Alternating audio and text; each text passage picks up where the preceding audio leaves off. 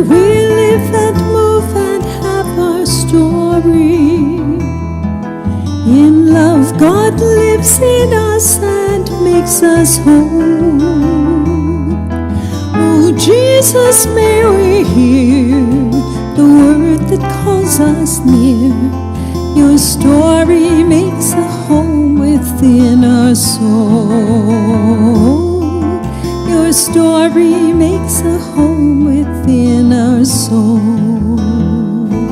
Welcome to StoryFest. We have a delightful tale to enrich us this time. It's the story of Sarah laughing when God announces that she's going to have a baby. It's part of a big, long saga of Abraham and Sarah. It's really a fascinating story, but this time, just the part about Sarah laughing. Okay, do you think God has a sense of humor? Well, of course, there's no way of proving that one way or another, but I think you can make a pretty good case from the Bible. There's a whole bunch of humor in that old book, but we tend to miss it because we assume that the Bible is full of really serious stuff, which it is. Serious stuff. But seriousness is not the opposite of humor. The Hebrew Scriptures are full of very serious humor, although most of it is lost in translation. Jesus used humor in his parables far more than we would allow ourselves to imagine.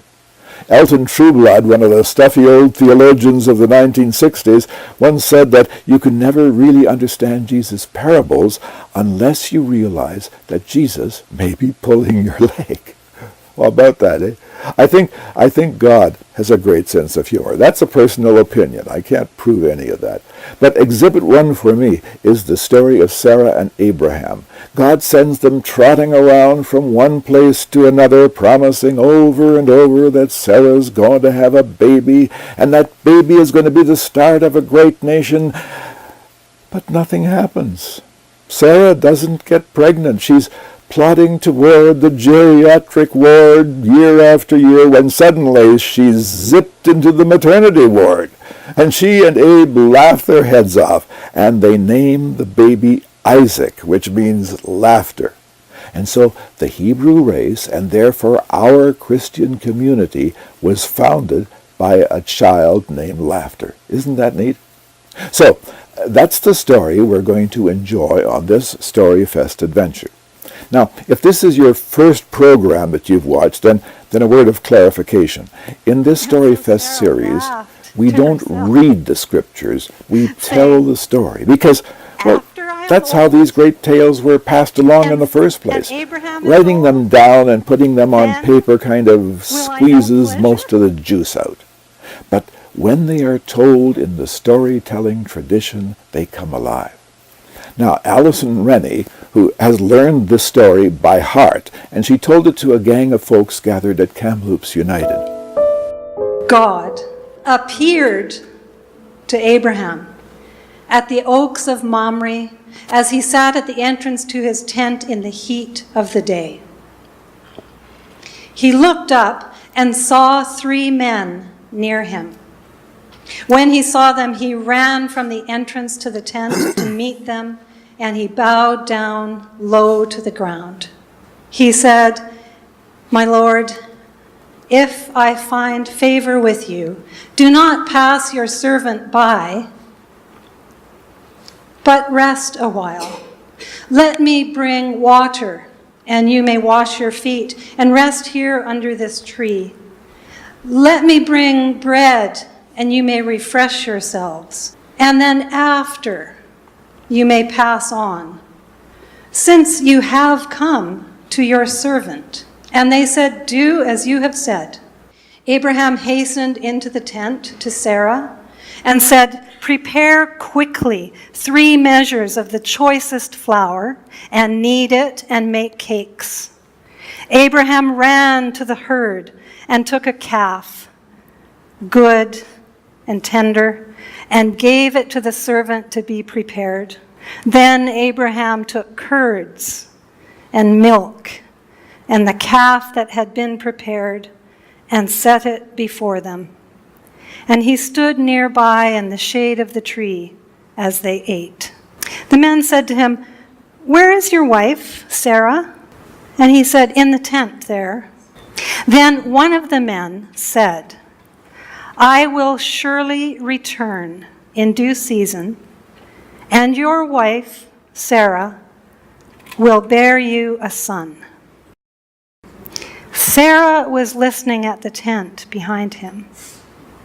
Now, Abraham and Sarah, they were old and advanced in years. And it had ceased to be with Sarah after the manner of women.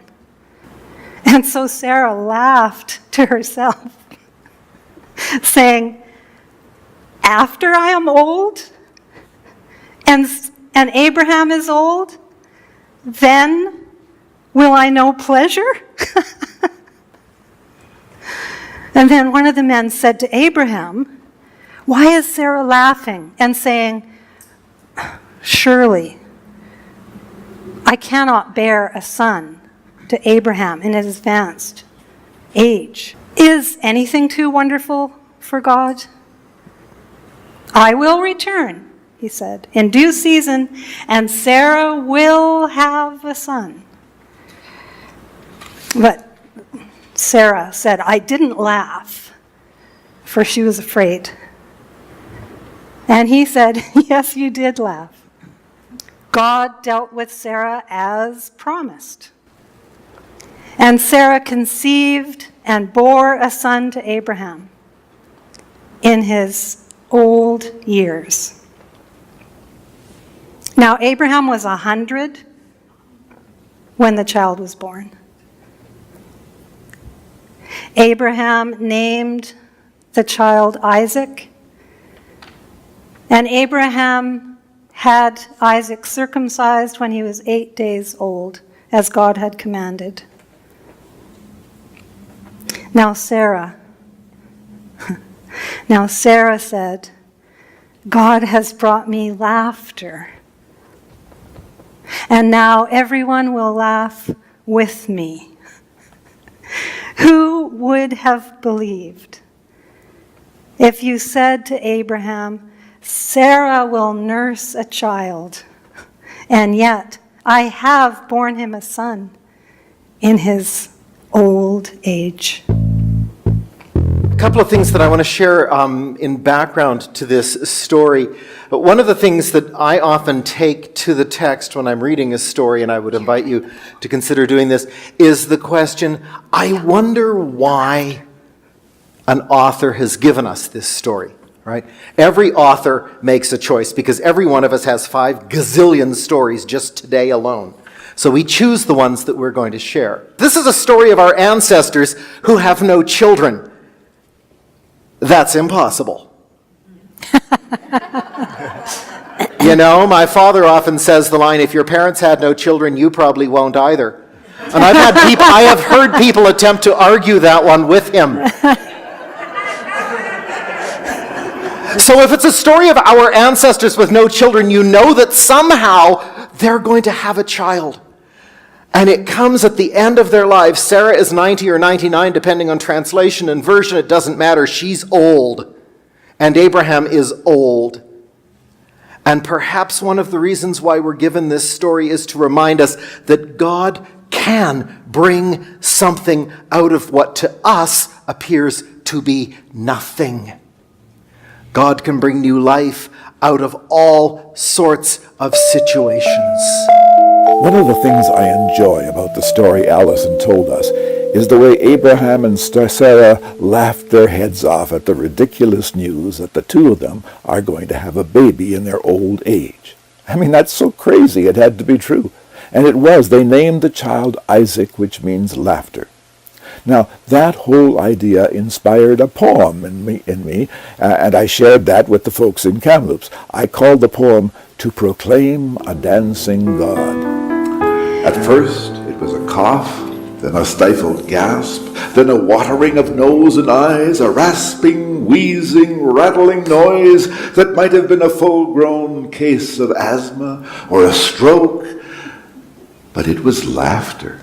It was Laughter from arthritic toes to gray and thinning hair. It was laughter from despair to hope, laughter from the tomb to resurrection. The old crone pulled the tent flap tight across her toothless mouth to hide her laughter. Hide it from her sniggering, impotent mate. Hide the laughter from the bright-eyed strangers who came, announcing new and ancient promises. A child of hope for Sarah's ancient arid womb, for Abraham's ancient arid land. But hide it from the future she could not. Sarah birthed a promise in a child named Laughter, and so proclaimed a dancing God into the ages. There was God in the beginning with the darkness all around. Let there be light, she said, and it was found. And God created everything by saying just one word. And if we had been there, this is what we would have heard. Ah, ah, ah, ah, ah, ah, ah, ah.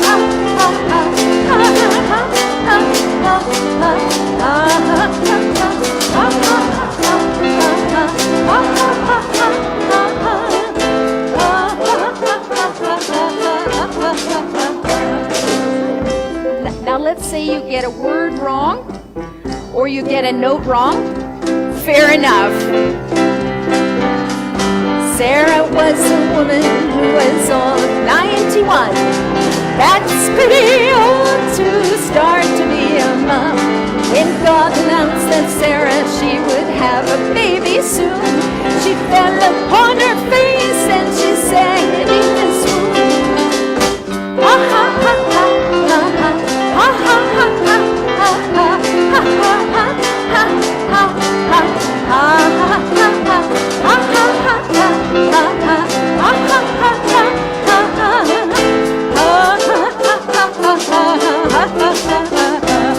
I do believe we've got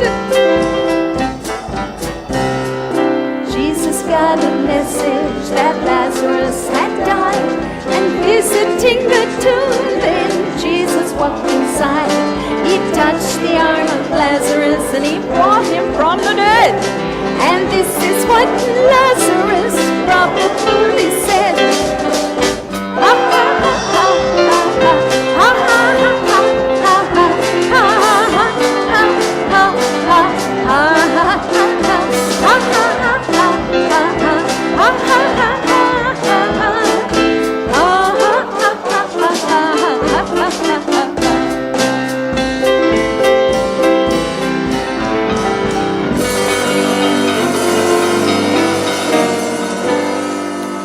It was God who made the heavens. It was God who made the earth. It was God who gave us all our birth. And God has had a message that she wants us all to share. So this is the word that we're spreading everywhere.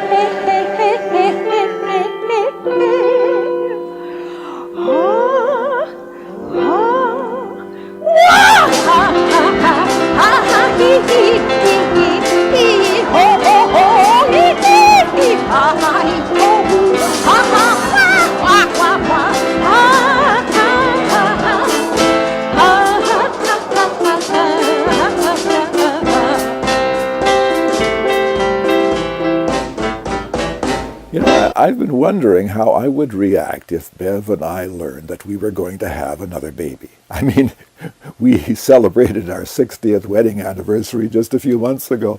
But for Sarah and Abe, having a baby was far more important. A child meant that their tribe would continue. There would be a future after death. And God promised them that they were going to become the forebears of a great nation. And so Sarah laughed. Now, there are, of course, different kinds of laughter. Donald Schmidt wondered about the mixed feelings Sarah would have had about the news that she was going to have a child in her dotage. It was not only unusual, it was downright dangerous for an older woman. So Donald wrote a poem, and he wrote it in the first person, as if Sarah was expressing her feelings about the whole thing. And so he asked Linnea to read it for us. Laugh? You bet I laughed. A deep, disgusted, confused, frustrated, angry laugh. And Abraham laughed too. Don't forget that. Imagine, pregnant at my age.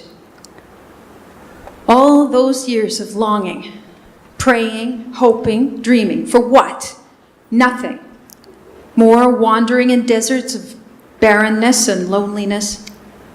More remarks from the neighbors. Oh, how sad. There goes poor Sarah, barren all these years. Makes you wonder what sin she's paying for. And then to be told this appalling joke. Pregnant at 90, what could I do but laugh? Crying's quite out of the question with something as ludicrous as this. But then reality, and then the anger set in. Why now, God? Why, after all these years? What's the point? I've never known you to be this cruel. I asked, I begged, okay, I demanded sometimes, but yearned, longed, pined, cried out. Why didn't you hear me, God? Why? And yet, after the initial shock, we thought, why not now? God has always been surprising us, shocking us. God has always pushed the limits just a little more each time, inviting us to trust in new and unusual ways. Was this really any different from all the other challenges? I remember the night after the messengers came, Abraham had a little too much to drink and crawled into my tent, rather sheepishly, like a nervous youth. He made some silly remark about needing to sleep with me, how it was God's will. And we laughed and we loved into the night. And when it all came true, I was horrified. All of the joy I had once had, the dreams of giving birth, gave way to deathly fear. Yet Abraham held me close. And we cried and we questioned together, and wondered and wondered. And no small eternity later, Isaac was born. And I, whose dreams had all but dried up, held that bundle of hope and promise to my breast. And as I watched Abraham hold him aloft, proud beyond words, I was overcome with joy and thanksgiving for a God so full of surprises. Laugh? You bet I laughed. Try to visualize this. A 91-year-old woman learning that she was going to have a baby. You know, there's a very close link between laughter and tears, because I think if they are, laughter and tears are genuine, they come from the same place in the soul.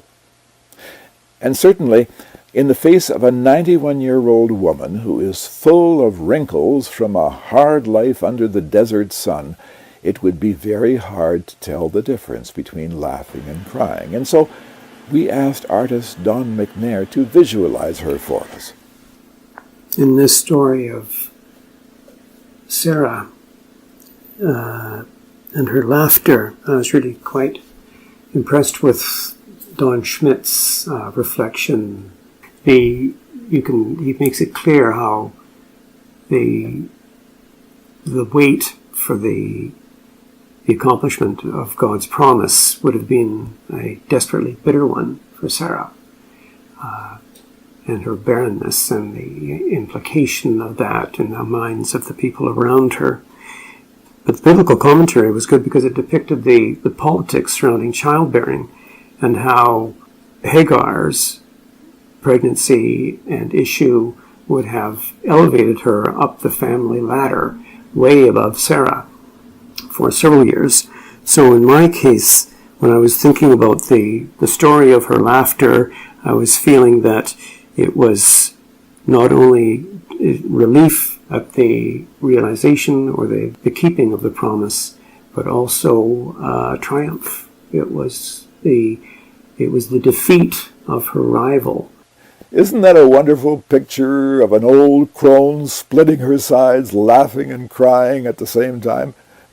You know, there's something profound about that, crying and laughing at the same time. That happens in our life a whole lot, doesn't it? Things are both a curse and a blessing. So this story of Abraham and Sarah's mixed feelings, this is a story that could find a home within our soul. And one way to let the story soak into your soul is to retell the story in your own words. So here's our Reader's Theatre gang having another go at that old story.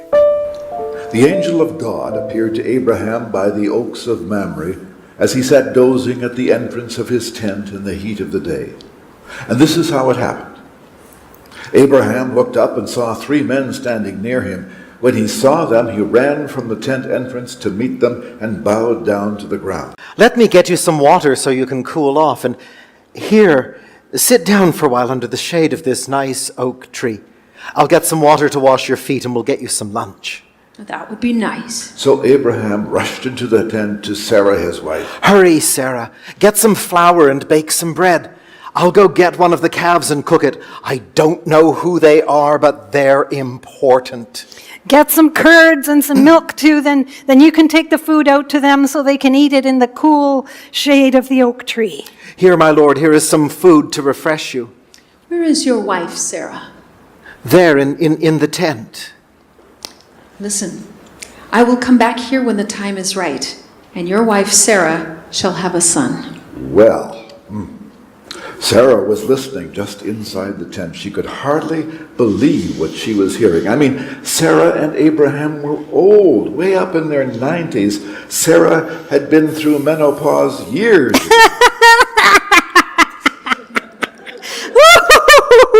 What?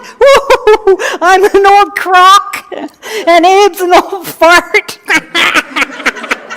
And we're going to have a baby. It's so ridiculous. It has to be true. Why did you laugh? I didn't laugh. Oh, you laughed all right. So did Abraham. Don't you know that nothing is too wonderful for God? Look, when the time is ripe, I'll come back to see you, and Sarah will have a baby. Well, it all happened the way the angel said it would. Sarah conceived and gave birth to a baby boy. Abraham was delighted to have a child in his old age. He was 100 years old when the baby was born, and the name they gave to this miracle child, Isaac, which means laughter.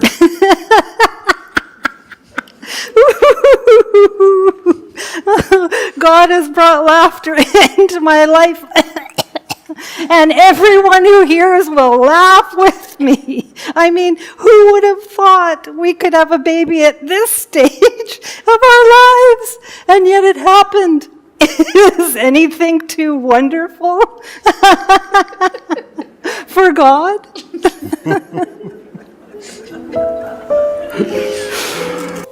So how does the story of Sarah and Abe and their baby connect with your story? Did it stimulate any flashes of memory or emotion in you?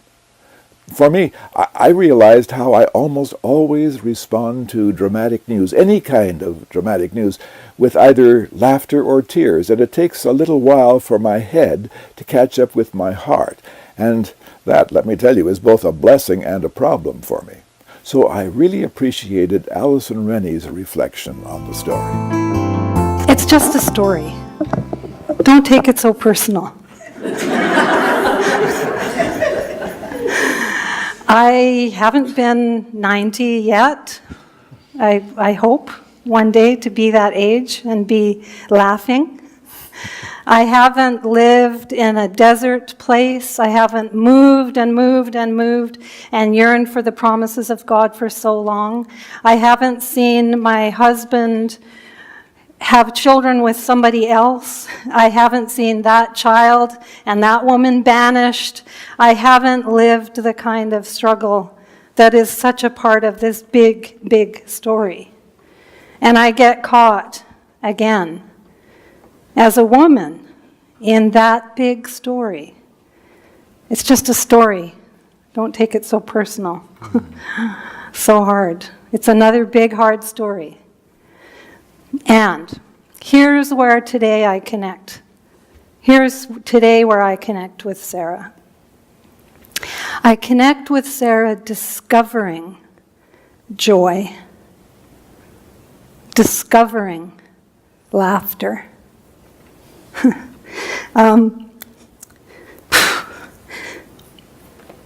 It's good. Lydia and I were living in Toronto and going to school there and other things, and finally it was time to come back to British Columbia. And on the way back, we were cycling. We decided, why not? Let's cycle from Toronto to Vancouver. Because that's what you do, right? And somewhere around Wawa, I got a call. I don't even know how I got a call, because we didn't have cell phones. So I must have phoned my mom, and somebody called her. And anyway, I got an interview for a job in Vancouver. So I was having interviews in phone booths at campgrounds, kind of across Northern Ontario.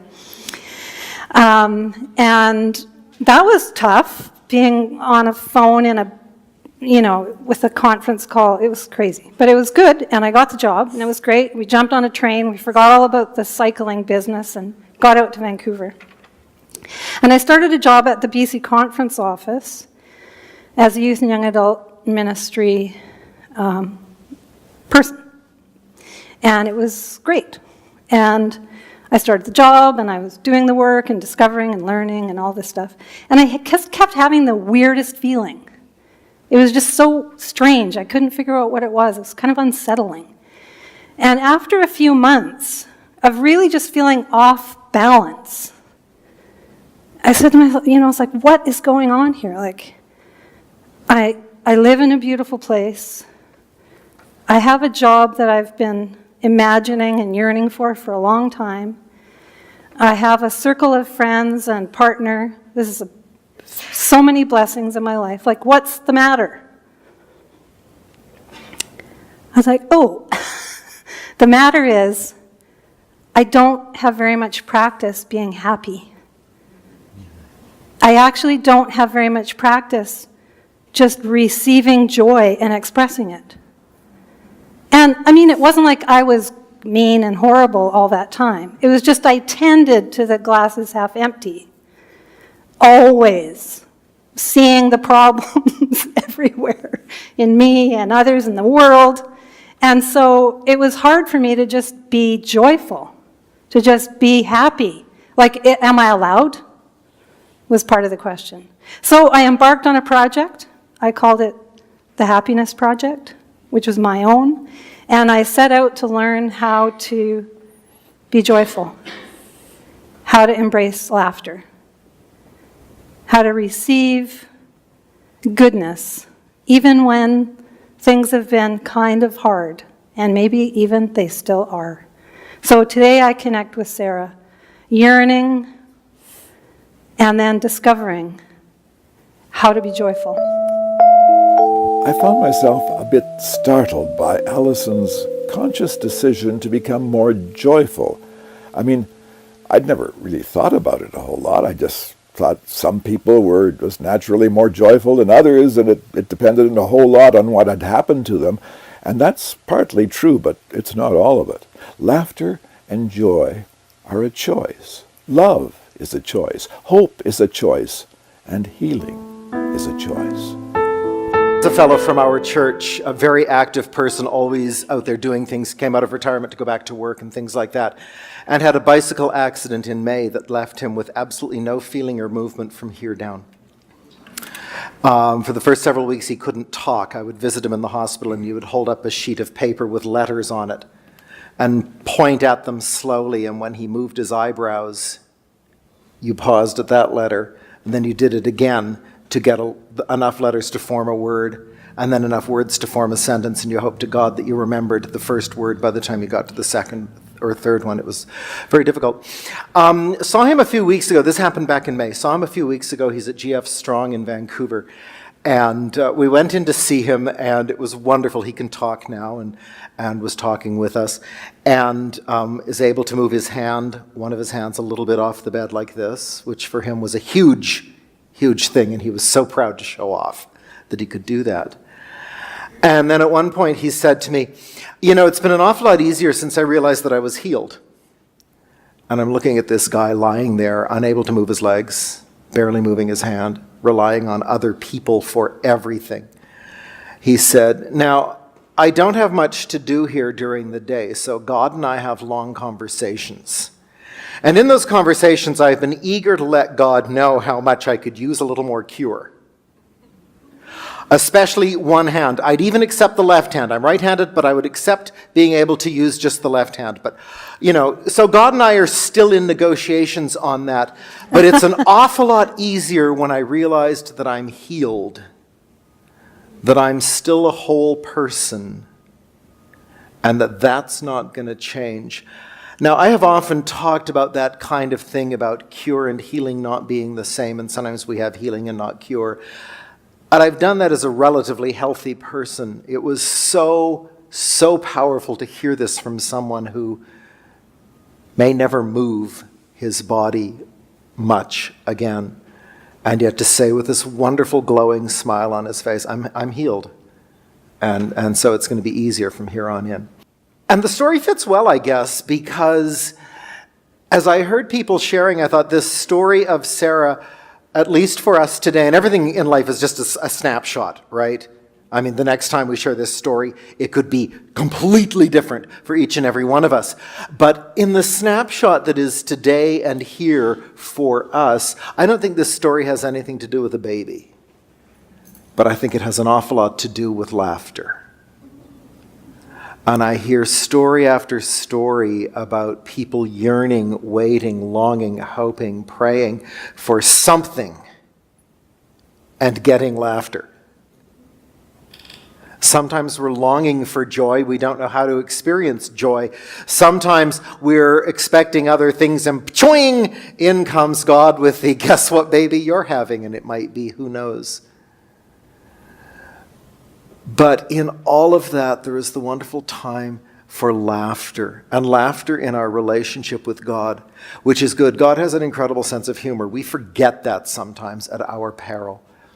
And so perhaps that's why we have stories like this one, to remind us that God will laugh with us, and that whatever we're facing, we can laugh and we're healed. Well, that's a lot to think about, isn't it? If you're watching this with someone else or a group of friends, be sure you spend some time talking about the story and the connections it made to your own life. I find that when I talk with friends about such key issues, I find out what I think and what I feel about them. Otherwise, I don't really know. I need the conversation with friends so I don't wind up just feeling confused and upset. Before you go, let me just point out that if you go to the Woodlake Productions website, you can find many useful resources relating to those programs, including copies of the poems and the little drama that you heard. And they're free. All you have to do is download them. And while you're there, you might order this book, The Gift of Story, which has a lot of connections with the StoryFest video series. It's a fun read, and I'm sure you'll find it interesting and useful. Just go to the Woodlake Productions website, which I have conveniently tattooed across my chest here. People at the StoryFest often ask me about Bible stories for children, and so I tend to suggest the Family Story Bible, which you can find in the same place, along with a batch of other books that I've written. And then there's Linnea Good's music. She's composed and performed a ton of really fine, really singable stuff. So check out her website. That includes the laughing song, which you heard on this video, and the beautiful theme song that she composed specially for StoryFest. It's a beautiful song, isn't it? So if you're enjoying this StoryFest series, be sure to tell your friends and colleagues about it. We don't have much money for advertising, so they probably won't hear about it unless you tell them or send them an email. There are 9 videos in this series, and you can watch them in any order you wish. So, I hope we'll see you on another StoryFest video really soon. In the meantime, know that the laughing, loving, caring God of Sarah and Abraham is there for you and for me and for all of creation.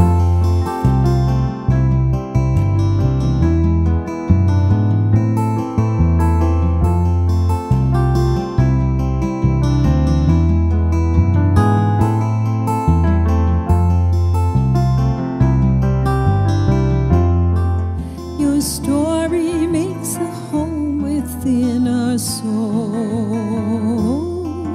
Your story makes a home within our soul.